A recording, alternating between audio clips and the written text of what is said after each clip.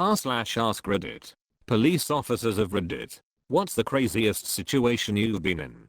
Showed up to a call once about a baby crying non-stop for hours and no sign of an adult being home.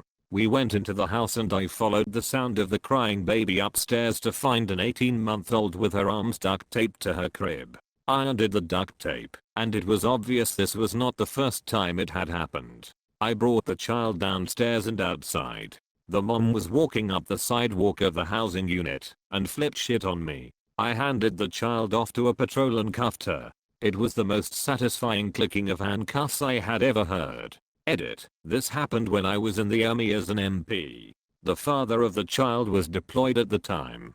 From what I heard, he was granted permission to return home and take custody of the child. They got a divorce and I believe he won custody.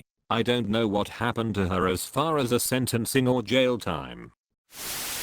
Responded with my partner to a welfare check on an elderly gentleman. Knocked on the door, walked in and couldn't find him. Went to his garage and found him sound asleep behind the wheel. He tried to commit suicide by asphyxiation. Thing is, he only had a small amount of fuel and it was a new Civic. He was pissed when he woke up that I wasn't St. Peter.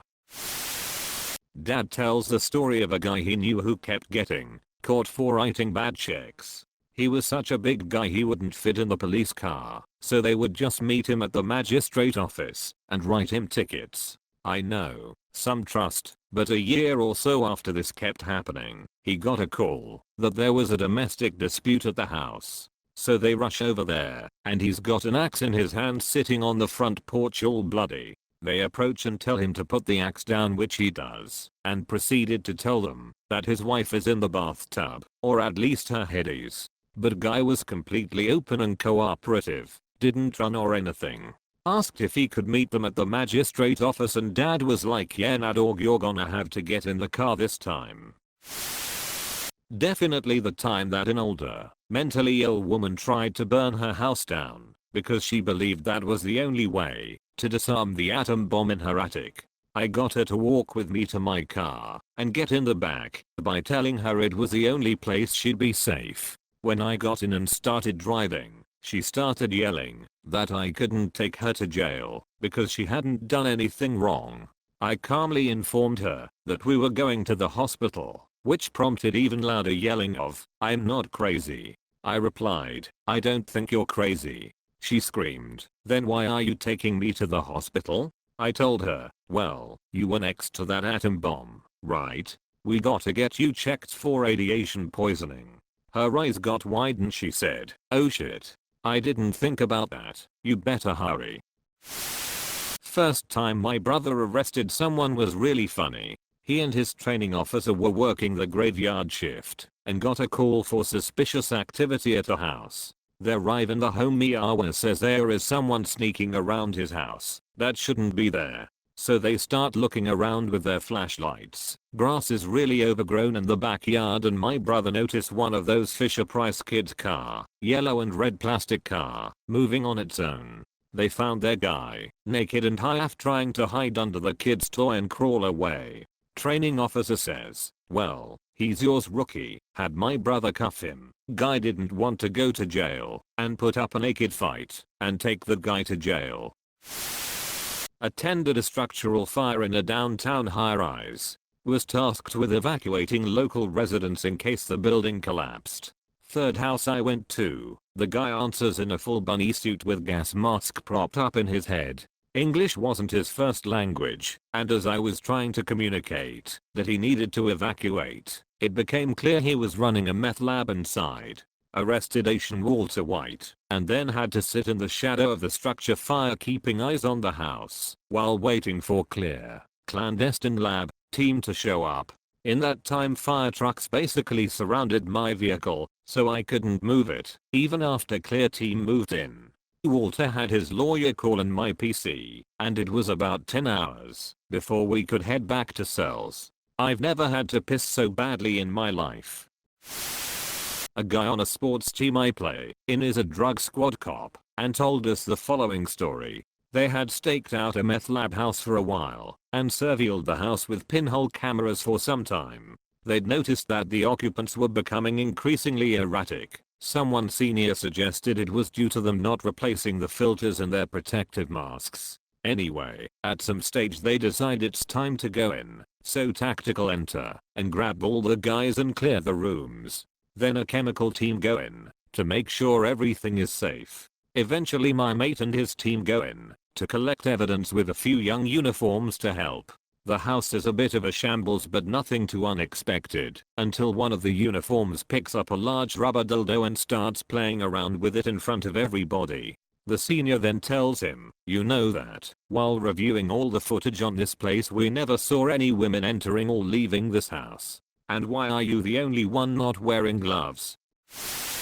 Not a cop, but a cop friend of mine in SC Washington, DC. He got a domestic disturbance call and arrived to a calm scene. The husband explained he and his wife had been arguing and that she had gone over the top, but they were both fine now. The wife confirmed the story, but stated she didn't want the husband back in the house that night. My friend asked if the husband had a place to go, and he agreed to go to his mother's house for the night. The husband left, then my friend and his partner left soon after. About an hour later, they get a call back to the same house. When they get there, the husband is in the kitchen dead. The wife explains that right after the police left, her husband came back and resumed arguing with her. He got in her face and she stabbed in the neck with a chicken bone, hitting his carotid artery.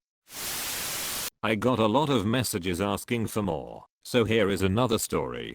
I'm on midnight shift. I work in a small town, under 30k people, with a county of about 200k people. My beat is a suburb. We get a shots fired call. Usually these are an old lady who hears something she thinks is a gunshot, but we can never locate the source and go back in service. This was different. I could hear the stress in the dispatcher's voice as she told me it was an open line call. This means the caller was still on the phone giving information in real time. The caller was yelling into the phone so loudly it was bleeding over into the dispatcher's mic when she keyed up, and I could hear the screaming. Me and 3 other officers haul ass to this apartment complex. It's a single-story unit shaped like a horseshoe with a big open courtyard. We start making our way to the complex, having parked a bit away from the suspect house. It's about 2 AM on a weekday and it's dead quiet. I don't hear shit. I'm jumping bushes and crossing lawns with my department rifle on me while my partners are moving parallel to me. We get to the edge of the complex and stack up. We can hear the yelling. The door to one of the apartments opens and the screaming subjects start to spill out. We don't know who is who, so we can out with rifles and handguns drawn, giving commands for everyone to show hands and drop to their knees. Everyone complies. I give cover to the 3 other units who start handcuffing and checking people for weapons. No guns so far. These people tell us the people who fired shots already left in a car, which they describe. We go to clear the apartment when a Hispanic male comes out covered in blood. He was ghost white from the blood loss. He is clutching his left arm, which I can see has been cut to the bone from elbow to wrist, and he has arterial spurt. I realize he is minutes from death and apply a tourniquet that everyone that works in this area carries on their belt. This guy loses consciousness. We clear the apartment quickly to make sure there are no unseen threats and then radio for EMS and fire to enter. The surgeon said 2 minutes later with that tourniquet and the guy would have bled to death. We find out that the whole thing was a drug deal gone bad and the sellers tried to take the money and split. Amazingly no one was shot. I spent the rest of the shift searching for the shitheads and writing reports. The suspects drove 1,800 miles to Oregon, where they were arrested. Side note about adrenaline, it's awesome. You don't feel fatigue or pain sometimes. It can be addictive. My dad usually relates to when people ask. First, staking out one of LA's homeless killers, the Skid Row stabber. This one specifically targeted men who appeared to be homeless. So my dad was part of a task force that would assign one officer a night to be the bait. He remembers tearing up his clothes, putting them on, rolling around in the dirt, then on the street, and finally pouring a cheap bottle of whiskey out on them. He never washed his outfit, so that it just got progressively nastier while he was on the task force. He would then lie down in one of the killer's known preferred areas, with his backup revolver, because of its size, underneath his body. He said he did actually manage to fall asleep a couple times, but mostly, even knowing there were a handful of nearby officers hidden and waiting for him to start screaming, he was too scared to do anything but lie there and shiver. Second, when he was a supervisor, one of LA's endless car pursuits entered his division's territory. His officers joined the chase and then entered a new division as it kept going. He knew the supervisor of that division's patrol, so he hopped in a car to head over and help coordinate the chase. By the time he got there, the chase had turned to a foot chase. He radioed the other supervisor to meet him in the station parking lot as he listened to officers calling out updates on location. He had a gut feeling, and as he and the supervisor listened, started walking towards one of the walls. Sure enough, the suspect, completely lost, hopped over the fence. Literally caught the guy in my arms as he came over. Wow, you made it to the end. Thank you for watching, mate. Smash that like button and subscribe for more daily content.